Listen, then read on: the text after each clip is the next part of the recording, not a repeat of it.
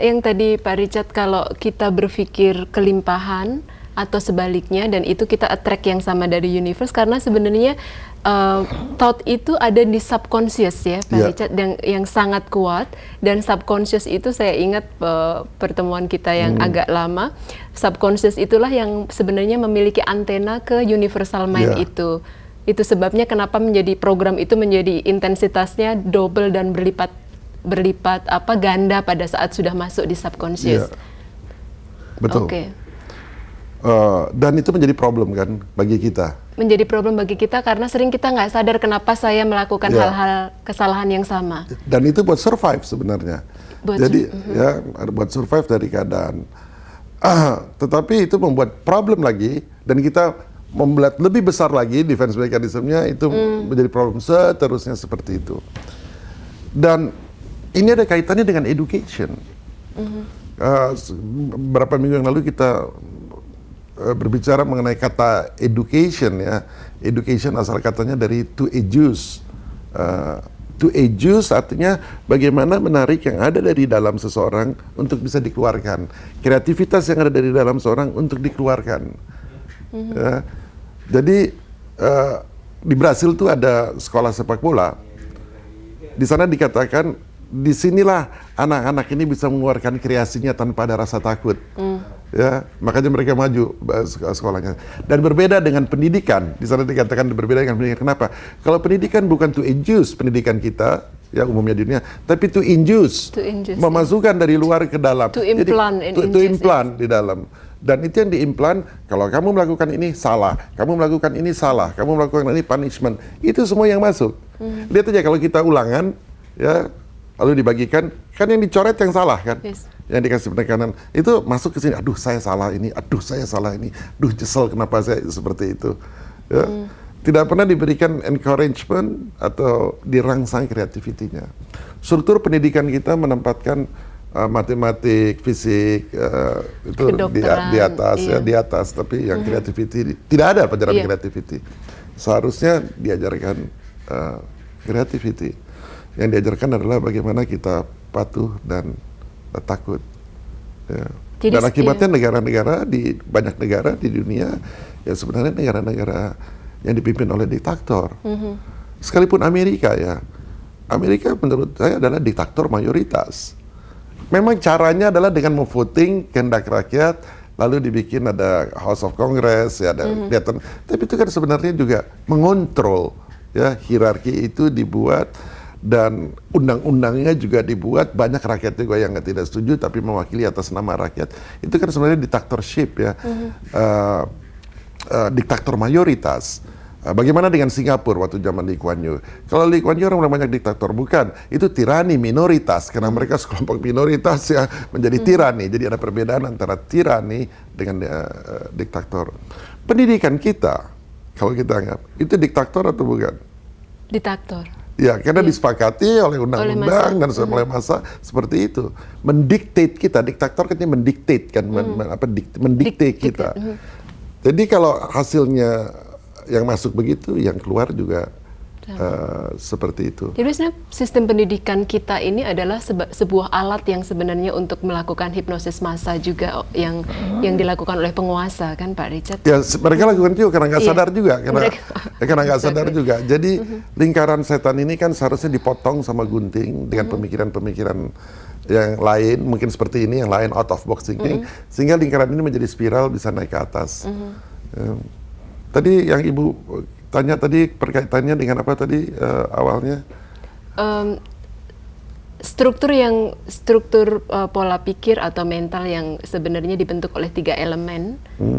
Yang tadi adalah suara, kemudian rasa, yang ketiga feeling. Kemudian apa namanya? Dan itu kan pendidikan ya? Itu kan pendidikan, karena pendidikan. Nah, struktur itu sebenarnya bisa dirubah oleh setiap individu yang ingin keluar dari lingkaran kesalahan ini. Iya. Nah, jadi bagaimana kita environment kita begitu semua kan? Iya. Saya misalnya gini, saya sakit hati dengan seseorang.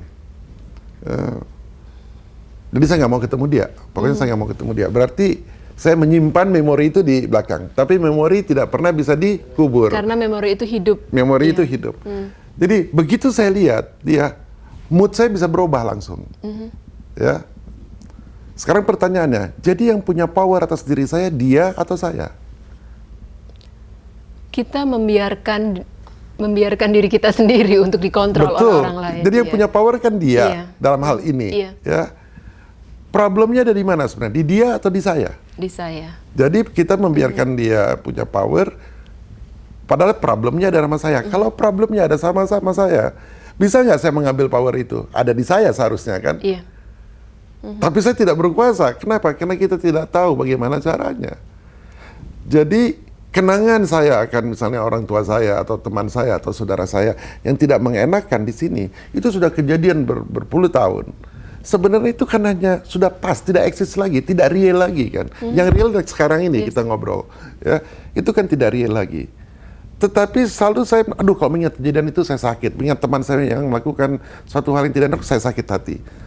Sebenarnya kan sudah tidak real lagi, itu sudah past.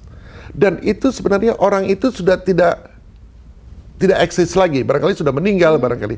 Jadi sebenarnya orang yang kita bayangkan menyakitkan hati kita, dan kita yang disakiti hatinya sebenarnya sudah menjadi 50-50 kan. Sebenarnya dia ini sudah menjadi kita juga, betul nggak?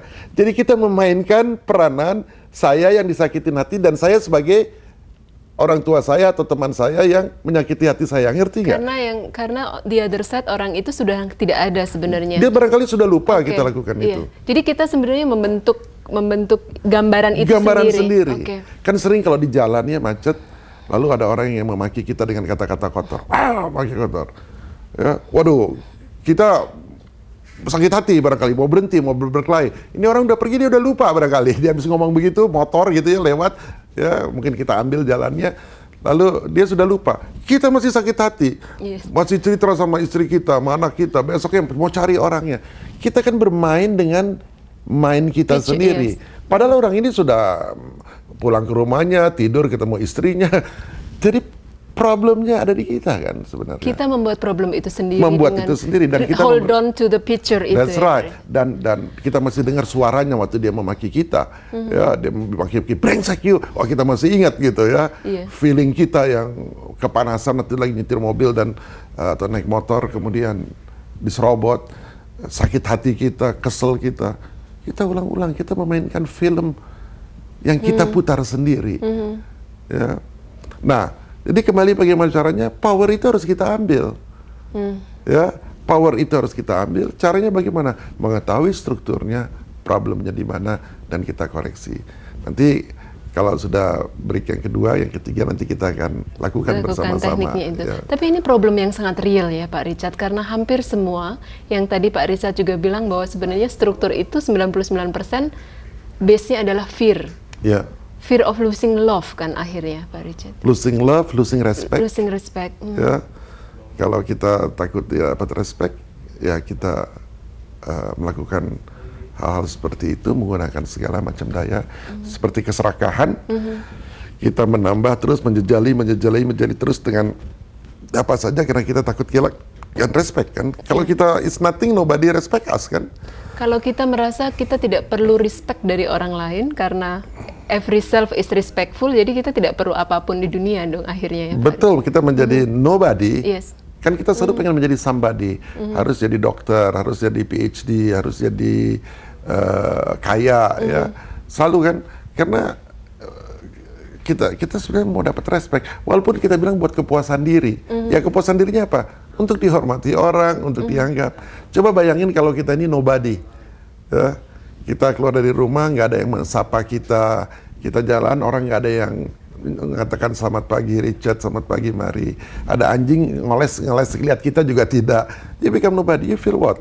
Karena kita sudah terlatih untuk mendapatkan respect, mendapatkan hormat, kita akan marah betul karena akan sakit hati. Tapi kalau kita terlatih sudah dari awal, tidak memerlukan hal yang seperti itu, become nobody, hal-hal itu tidak akan mengganggu sama sekali. It's very true. Ya, politician kan demikian juga. Ya, politician yang mencari kuasa. Kenapa? Karena dia memerlukan panggung. Ya, karena dia menjadi somebody. Akhirnya dia menjadi menteri, menjadi presiden, ya, menjadi pejabat di sini, menjadi somebody. Begitu dia berhenti dari jabatan itu, dia post power syndrome, sering kan demikian. Karena dia merasakan kehilangan itu. Karena dia merasa dirinya menjadi nobody lagi. Jadi ada something wrong di dalam struktur berpikirnya yang harus dirubah. Harus dirubah. Ya, memang mengatakan harus gampang, tapi powernya bagaimana? Sebenarnya simple, Ibu Mari, tidak sulit ya. Pertama kita harus menyadari bahwa kita punya power untuk berubah itu. Ya. Bahwa power itu sebenarnya tidak berada pada orang lain, pada Richard atau ayah kita atau ibu keluarga kita, tapi sebenarnya kita punya Ya. untuk melakukan apapun itu Ya. kan, Pak Richard. Jadi kalau ini mind, ini ada tangga. Nama tangga ini tangga problem yang dilakukan oleh mungkin ayah dan ibu kita masuk ke sini. Lalu ada tangga lagi dari saudara kita, ada tangga lagi dari guru sekolah 3, ada tangga lagi dari pendeta dan kiai kita, ada tangga lagi dari kiai. Semua menjadi problem. Ya, society-nya ini yang membuat kita problem. Lalu kita mengatakan saya nggak bisa merubah karena saya dikelilingi oleh tangga-tangga seperti ini yang terus-terusan datang sehingga dia sudah memprogram saya. Itu adalah satu cara memandang dunia. Ya. Jadi ada dua cara memandang dunia. Jadi ada dunia, beginilah faktor eksternal yang mengontrol saya. Kalau saya mau merubah ya cuma bisa sedikit karena ini terlalu banyak. Tapi ada lagi cara melihat dunia yang lain. Kalau saya melihat bahwa ini tidak membuat saya nyaman, saya bisa mengatakan saya mau berubah tidak. Kan sering kita dengar kita tidak bisa merubah orang lain kalau kita nggak merubah diri kita sendiri. Saya mau berubah nggak? Mau. Kalau saya mau berubah, ini program sudah ada di dalam. Bagaimana sekarang saya switch program ini sesuai yang saya inginkan. Kemudian saya turun dalam tangga ini dan saya mempengaruhi sekitar saya gitu. Ya. Nah, ketika ini kita sudah robah dan dia berdengung, menggema, ada vibration. Vibration di luarnya akan beresonansi tidak? Kalau kita besar ya, vibration akan beresonansi. Dulu saya punya teman-teman yang saya senang sesaat, tapi kemudian membuat saya repot. Kemudian saya mencoba untuk mendengungkan ya, di mind saya bahwa saya ingin teman-teman yang seperti ini. Teman-teman yang lain yang Teman-teman tidak yang membuat lain ya. repot. Saya ingin begini, saya ingin keadaan saya seperti ini. Ya, yang saya inginkan berubah seperti ini. Yang terjadi apa? Salah saya lakukan teknik itu, teman-teman yang datang ke kehidupan saya adalah sesuai dengan yang saya inginkan. Yang kita nggak sangka-sangka gitu ya, datang dan merubah hidup saya gitu. Dulu saya nakal sekali gitu ya, tapi ketika saya menginginkan sesuatu, lingkungan saya berubah, akhirnya saya mulai study dan sebagainya. Karena saya malas belajar dulu ya orangnya. Jadi saya ingin punya ada cita-cita pada waktu itu dan saya mendapatkan environment yang tepat.